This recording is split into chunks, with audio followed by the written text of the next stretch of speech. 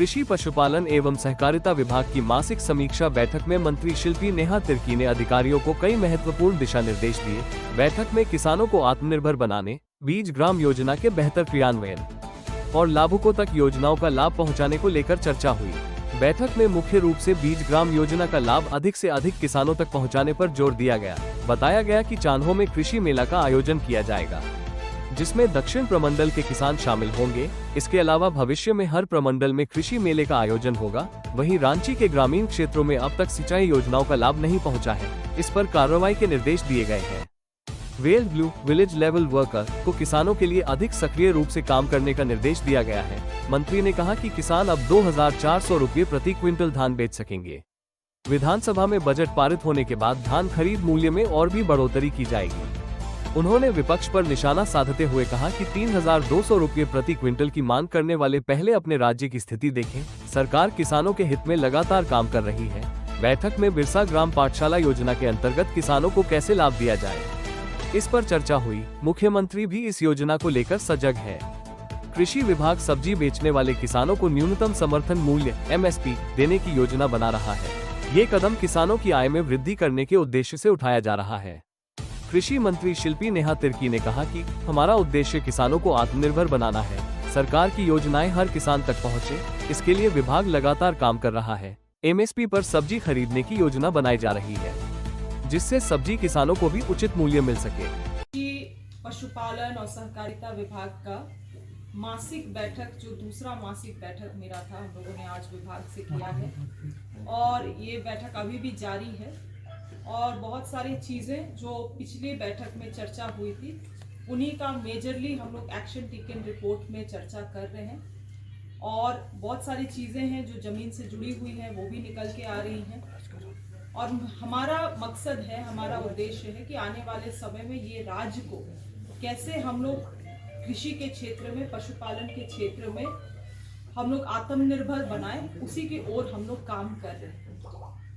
आज हम लोगों हाल फिलहाल में आप लोगों ने देखा होगा कि हम लोगों ने 10 गांव के साथ बीज ग्राम के लिए MOU किया। मगर पूर्व में क्या हुआ था कि इसी तरह से बीज ग्राम थे, लगभग 10 बीज ग्राम, जो कि सही तरीके से संचालन नहीं होने के कारण फेलियर हो गया, क्योंकि हमारे पास उस समय मजबूत सीड कॉर्पोरेशन भी नहीं था और seed testing agency, certification agency भी नहीं। तो हम लोग चाहते हैं जो बेस्ट ऑफ बेस्ट स्टेट में जो कॉर्पोरेशन और सर्टिफिकेशन एजेंसी है, उसको हम लोग यहाँ पे झारखंड में भी स्थापित करें। स्थापित तो है मगर फंक्शनल उस आधार पे नहीं है। तो हम लोग चाहते हैं उस आधार पे हम लोग फंक्शनल करें, ताकि आने वाले समय में बीज के स्तर में भी हम लोग पूरे राज्य को आत्मनिर्भर बना सके और किसी और राज्य से हम लोगों को या कहीं और से बीज खरीदने की आवश्यकता ना पड़े।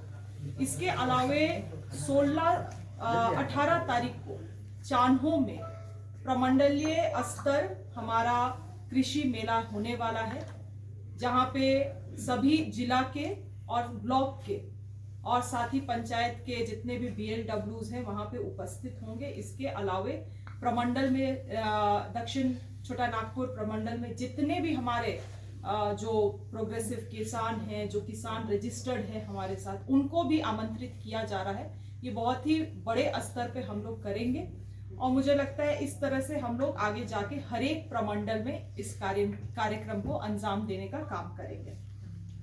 एक चुनौती निकल के आ रही है, जो कि है कि बहुत सारे योजनाओं को हम लोग जमीनी स्तर पर क्रियान्वयन नहीं कर पा रहे हैं, और जिसका मुख्य रूप से कारण है कि हमें जो वैध बेनिफिशियरी हैं, जो लेजिट बेनिफिशियरीज हैं, लाभुक हैं, उन तक हमारी योजना पहुंच ही नहीं पा रही है। बहुत बार ऐसा हो रहा है कि जिनको पहले योजना मिला था उन्हीं को दोबारा से वही योजना दे दिया जा रहा है, वही ट्रेनिंग दे दिया जा रहा है। तो इसमें जो हमारे BLW हैं, विलेज लेवल वर्कर्स, जो कि हमारे ही विभाग से उनकी नियुक्ति की गई है, आज उनको पेमेंट, सैलरी, सब चीज हमारे विभाग से मिलता है और उनको लेटर भी विभाग से जारी किया गया था कुछ महीनों पहले कि आपको केवल एग्रीकल्चर का काम टेकअप करना है।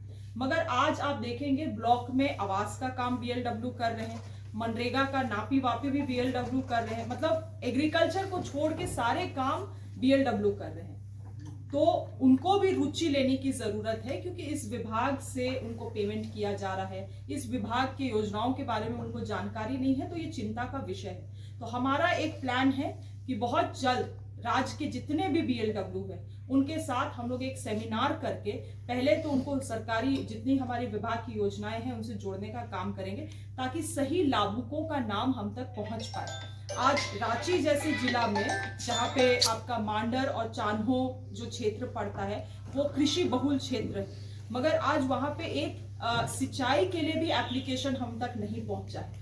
जीरो टारगेट भी जीरो है और हम लोग बहुत ही पीछे चल रहे हैं।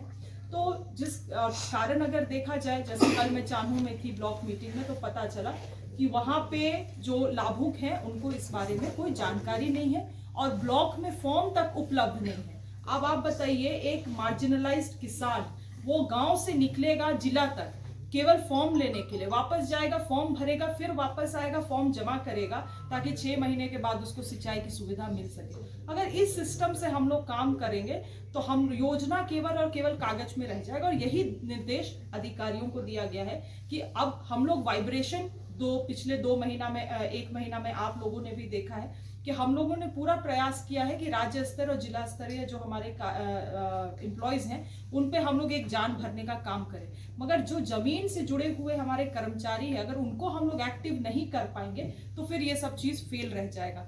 इसीलिए ये निर्देशित किया गया है कि जितने भी हमारे विभाग के BLWs हैं उनके साथ एक बड़ा सेमिनार किया जाए और उनको जिला स्तरीय हर एक महीने काम और टारगेट्स डेलीगेट किया जाए।